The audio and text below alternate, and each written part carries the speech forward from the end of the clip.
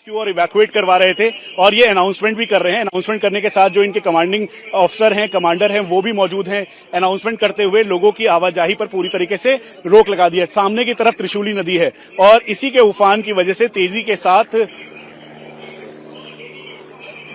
आप अनाउंसमेंट कर रहे हैं सबैजना अलिक परै गइदिनु भनेर कतिपय सूचनाहरू आए अनुसार चाहिँ 100 मिटर माथिसम्म आउन सक्छ भनिन्छ। त्यसैले गर्दाखेरि तपाईहरु सबै अलि सुरक्षित ठाउँमा बस्दिनु भन्नलाई हो र यहाँहरु सबैले अलिकति बुझ्दिनु होला। आफै पनि हामीले अनुमान गर्न सक्दैनौं र केही कुराहरू चाहिँ जस्तो खबरहरू आइरहेछ तपाईहरुले मिडिया सोशल मिडियामा पनि हेर्नु भएको छ। त्यसैले कृपया सबैजनाले आफै अलिकति सचेत भएर सुरक्षित ठाउँमा बस्दिनु होला।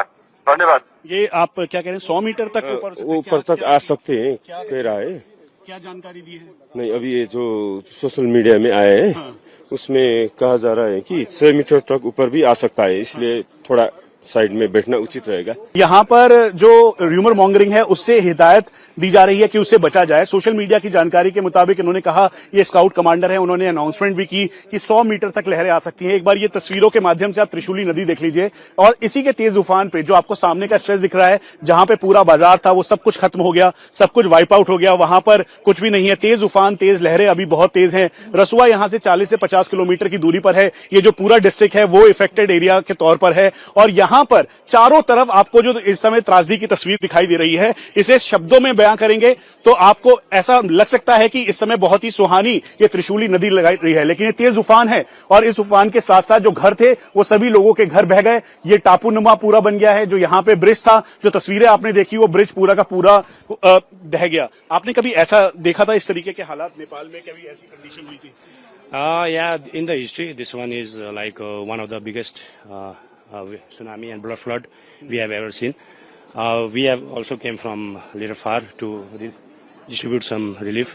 अब We ये want to thank, like you are from India TV. We want to thank especially Indian government and Indian Prime Minister, also who are helping too much, and all the lot of actors like Sonu Sood and all are helping so much. So thanks to all.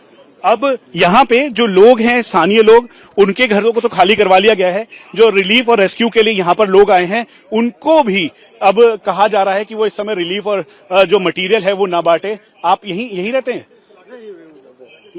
ये आप देखिए। अब शुरुआत करते हैं ग्योरोंग से। ग्योरोंग के बाद तिमुरे एरिया, जिसे गेटवे ऑफ नेपाल आप समझ लीजिए, क्योंकि चाइना नेपाल का बॉर्डर है। वहां से जैसे ही एंट्री आएगा और यहां पहुंचने में करीबन 30 मिनट लगेगा। पिछली बार जब 30 मिनट का आया तो 9 मीटर तक इसकी लहरें गई। जो इसका पूरा मलबा है वो ऊपर बना और इससे आपको अंदाजा लग जाएगा। जहां पर हम हैं ये करीबन 100 फीट से ऊंची की इसकी ऊंचाई है और ये चारों तरफ एक तरीके से सिक्योर जोन है। लेकिन तस्वीरें हम आपको दिखा रहे हैं, यहां पर चाहे स्थानीय लोग हों जिनके घर यहां पर हैं, घरों को खाली करवा लिया गया है। ठीक सामने आप देखिए, ये होटल सनशाइन पूरा तरीके से भरा हुआ था। इस समय कोई यहां पर नहीं है क्योंकि ये ऊंचाई पे होने के बावजूद भी, क्योंकि फ्लैश फ्लड का खतरा है।